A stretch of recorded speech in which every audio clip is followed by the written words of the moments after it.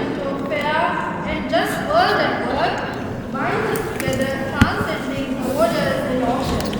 The Philadelphia Declaration, which we commemorate the 80th anniversary of, remains just as relevant today as it did 80 years ago.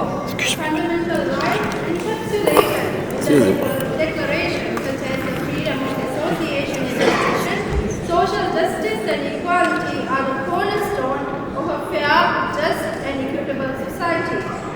The freedom of association and collective bargaining are not mere privileges. They are the lifeblood of democracy within workplaces and communities.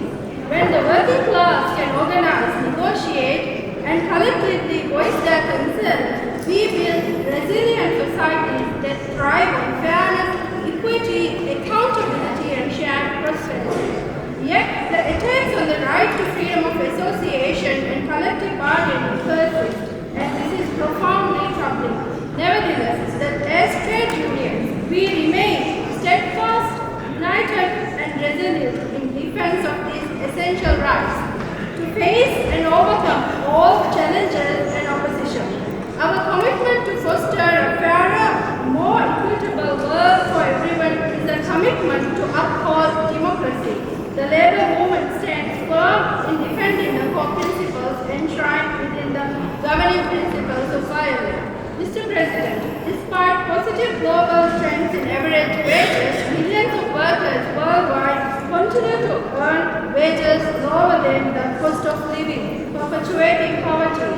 Even so, I commend the ILO's governing body's agreement on institutionalizing and operationalizing living wages. This is a significant stride forward to uplift human dignity. It increases the possibility of the working class to afford basic human necessities such as healthcare, education, housing, and adequate nutrition.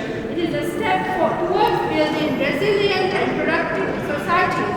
Mr. President, migrant workers contribute significantly to the social and economic development of the Maldives and many other countries worldwide. Yet it is extremely distressing. The migrants are often working in precarious and vulnerable conditions. Numerous reports highlight issues such as fraudulent employment practices, non-payment of wages, deception, violence, and various other human rights violations.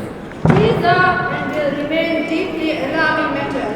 Addressing these requires transparency in the labor governance and urgent legislative and policy reforms. In essence, this requires genuine honoring of the international labor standards, integrity in the establishment of a fundamental tripartite labor governance negotiated by tripartite mechanisms. The impact of climate change on the people of Maldives goes far beyond sea level rise. We are more immediately affected by prolonged dry seasons, increased flooding, coastal erosion, and extreme weather events such as heat waves.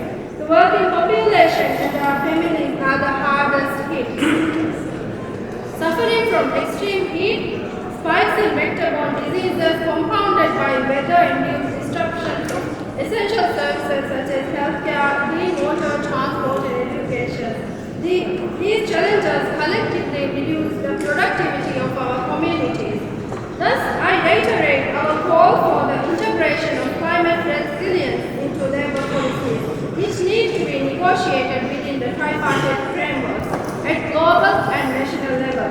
Additionally, the global climate financing framework must prioritize mitigating the effects of climate change on livelihoods by promoting green jobs, skill development, sustainable practices, and adaptation measures to protect both our planet and our workforce.